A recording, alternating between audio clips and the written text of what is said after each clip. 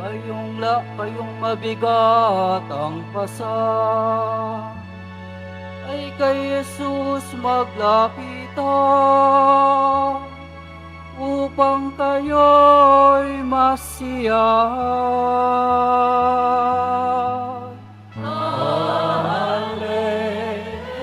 Alleluia,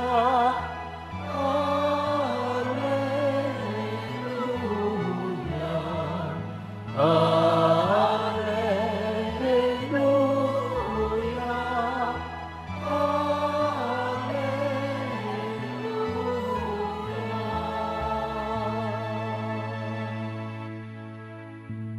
Sumainyo ang Panginoon. At sumayo rin. Ang mabuting balita ng Panginoon ayon kay San Mateo.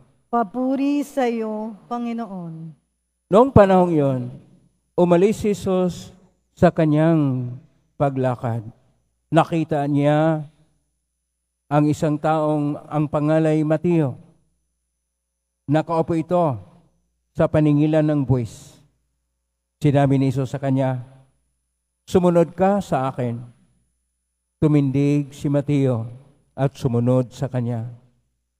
Nang si Jesus at ang kanyang mga alagad ay nasa bahay ni Mateo, dumating ang maraming publikano at mga makasalanan. At sila'y magkakasalong kumain. Nang makita ito ng mga Parisiyo, tinanong nila ang kanyang mga alagad, "Bakit sumasalo sa mga publikano at sa mga makasalanan ang iyong guro?" Narinig ito ni Jesus at siya ang sumagot, "Ang mga may sakit ang nangangailangan ng manggagamot, hindi ang mga walang sakit. Humayo kayo at unawain ninyo ang kahulugan nito.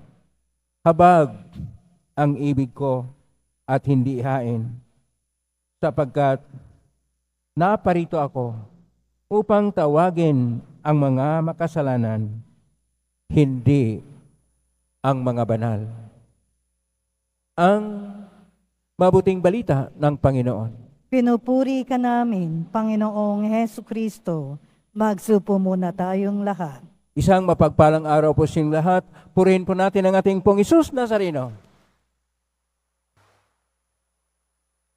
Nasa unang Biyernes tayo ng buwan ng Hulyo.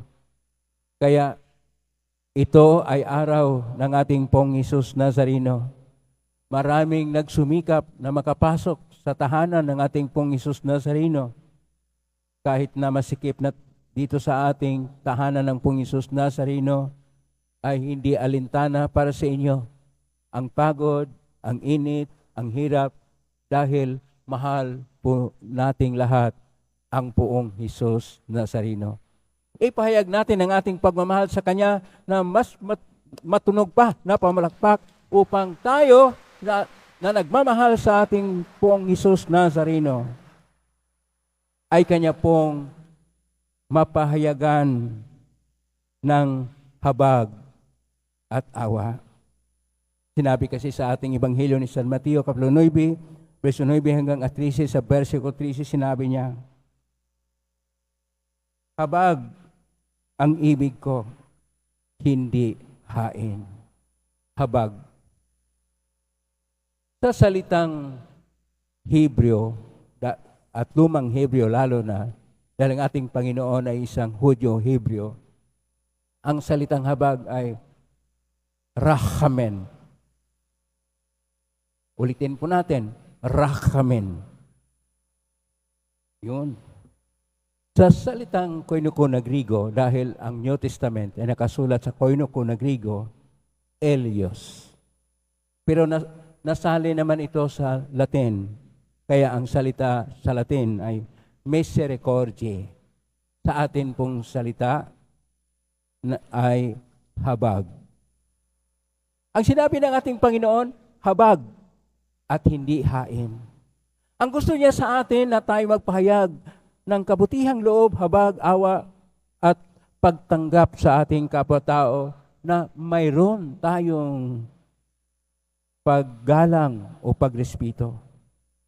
Kaya nga nasabi sa ating unang pagbasa sa aklat ni Propeta Amos, Kapitulo 8, 4 hanggang 12, na kung saan pinahayag na ni Propeta Amos ang hindi maayos na sambayanan ng Israel noon dahil mayroong pang-aapi, mayroong mga tao na nag-isip lang sa kanilang sariling negosyo na kung saan, sabihin pa nila, bibilhin nila ang mga mahirap sa halaga ng isang pares na tsinilas. Ganon kababa ang kanilang pagtingin sa mga mahirap. Kaya sinasabi ng ating Panginoon sa pamagitan ni Propeta Amos, magkaroon ng parusa ang Diyos sa kanila. Ang kanilang mga piyesta'y maging araw ng pamimigati. Ang kanilang buhay magkaroon ng tagutom at nauhaw dahil hindi umulan. At lahat ng mga bagay dahil hindi nagkaroon ng habag. Gusto ng Diyos na tayo'y magkaroon ng habag at awa sa ating kapatao. At yun ang salita ng Diyos. Kaya sa ating Salmo 118, pinaalalahanan tayo sa versikulo 4 sa Ebanghelyo ni San Mateo, Kapitulo 4. Ang tao ay nabubuhay sa salita ng Diyos. Ang tao ay nabubuhay sa salita na ng ating Pong Isus Nazareno, na salita ng Diyos na nagkatawang tao, upang ang Diyos ay sumasa atin, upang ang Diyos ay madama natin, upang ang Diyos ay maging bahagi ng ating kasaysayan at ipahayag niya na ang Diyos ay Diyos ng pag-ibig, Diyos na may habag, Diyos na nakikiisa sa lahat ng sandali ng ating buhay, Diyos na hindi napalayo sa atin. Poong Hesus Nazareno, bahagi na ng kasaysayan ng tao upang tayo na mga tao na nasadlak sa kasalanan at bumagsak, tayo'y kanyang itayo at bigyan ng pag-asa dahil binayaran ng dugo, binayaran ng kanyang kamatayan sa krus upang ipahayag ang dakilang pag-ibig sa atin upang tayo maligtas sapagkat siya ay may habag sa atin. Rachkamen, habag. Elios, habag. Misericordia,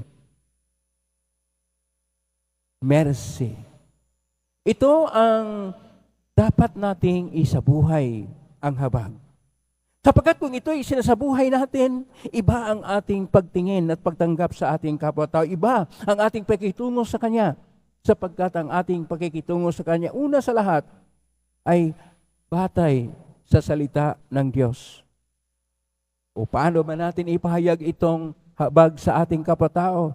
Una, na ang lahat ng ating salita, lahat ng ating aksyon o gawa at lahat ng tunguhin sa buhay ay magpapahayag ng habag ng Diyos sa ating buhay. Ibig sabihin, dahil tayo ay imahen at larawan ng Diyos, Genesis Kapitulo 1, verse 26, ipahayag natin ang habag ng Diyos sa ating kapwa-tao para makikilala ang Diyos. Pangalawa, na handa tayong magpatawad sa ating kapwa-tao.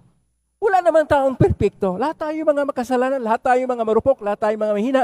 Magkasala tayo. Handa tayong magpatawad sa kanila at handang tumanggap sa kanila upang lahat man na nakagawa ng mga dahil sa kahinaan at pagkukulang ay nagkaroon ng kahinaan sa atin o nagkasala sa atin, ating mapatawad, ating matanggap sapagkat lahat tayo na makasalanan ay pinatawad din ng ating Panginoon. Ebanghelyo ni San Mateo, Kapitulo 5, verso 14, kapag hindi tayo magpatawad, hindi rin tayo patawarin ng Ama. Pangatlo, atin pong hanapin, maghanap po tayo ng mga oportunidad na ipahayag natin ang kabutihang loob sa ating kapwa-tao. Kapag ka may ginagawa tayo na kabutihang loob sa ating kapwa-tao, hindi na po tayo ang gumawa lang. Iyan ang diwa ng Diyos. Ang diwa ng Diyos, ang Espiritu Santo, ang Espiritu ng Diyos, ay siyang nag-udyok sa atin upang tayo'y gumawa ng mabuti sapagkat tayo mismo, hindi natin kaya na gumawa ng mabuti. Ngunit kung tayo ay may awa, may habag sa kapwa, handa po tayo na magpahayag din ng habag at awa sa ating kapwa. At yun ang panawagan ng ating Panginoon. Kaya po sa ating Ebanghelyo, ang tinatawag niya ay isang publikano na si Mateo na Levi. Ano po ang publikano? Ang publikano ay tagapagsingil ng buwis. Pero ang buwis na kanilang sinisingil, hindi po para sa mga Israelita. Yun po ay para sa Roman Empire na sumasakop sa Israel noon at nagpapahirap sa kanila. Na ibig sabihin, tinuturing sila makasalanan. Kaya nagtanong itong iskriba. Sino po yung iskriba? Yung mga doktorado ng kautusan na tinatawag na Torah. At sabi, bakit ang iyong guro ay nakikisalo sa mga makasalanan? Ang mga publikano ay tinuturing na makasalanan. Pero para sa ating Panginoon, hindi po niya tinitingnan gaano kabigat, gaano kalaki ang ating mga kasalanan. Sapagkat kung gaano kalaki, kung gaano kabigat ang ating nagawa na kasalanan, ang Diyos ay puno ng habag, ang Diyos ay may awa, ang Diyos ay handang magpatawad sa atin kung tayo'y magsisisi, kung tayo'y babalik sa Kanya, kung tayo'y sumunod sa Kanya. Pakisabi sa katabi mo, sumunod ka sa Diyos. Sumunod at tumatalima tayo sa ating Panginoon. Isabuhay natin ang Kanyang Ebanghelyo. Magpahayag tayo ng habag. Sapagkat kung tayo ay marunong magpatawad sa ating kapwa-tao, ang kahinaan natin ay magiging lakas. Sapagkat ang tao na marunong magpapatawad ay siyang pinakamakapangyarihan at pinakamalakas. Ang taong hindi marunong magpatawad ay pinakamahina kahit dala pa niya ang pinakamalakas na barel o sandata. Kailangan rin natin ang pasyensya. Kailangan natin ang hindi lang pasyensya, mahaba na pasyensya sa ating kapwa. Sapagkat tayo kasi pasaway naman. Ako kung minsan pasaway din. Pasaway naman tayong lahat. Sa harap ng Diyos, wala pong matino. Pero kailangan magkaroon tayo ng mahaba na pasyensya. Upang kagaya ng Diyos, maari nating mahalin ang ating kapwa-tao. Upang kagaya ng Diyos, hindi lang siya mahalin, ituring natin na bahagi ng ating buhay. Nang sa gayon, kalakbay natin ang Diyos sa isang buhay na may pag-asa. At ito yung tema ng 2025 na Jubilee. Pilgrims of Hope. Kalakbay tayo na may pag-asa sapagkat mayroon tayong habag na ang Diyos ay ating nasasalamin sa ating buhay. At ang habag ay siyang pamaraan ng pag-ibig. At kung mayroong pag-ibig, nariyan ang Diyos. Gusto ng Diyos na mapahayag ang habag sapagkat ang pagkaroon ng habag, ulitin ko po, ay isang pamamaraan ng pagmamahal upang ang Diyos ay ating masasalamin dahil mahal na mahal na mahal tayo ng Diyos. Amen? Purihin natin.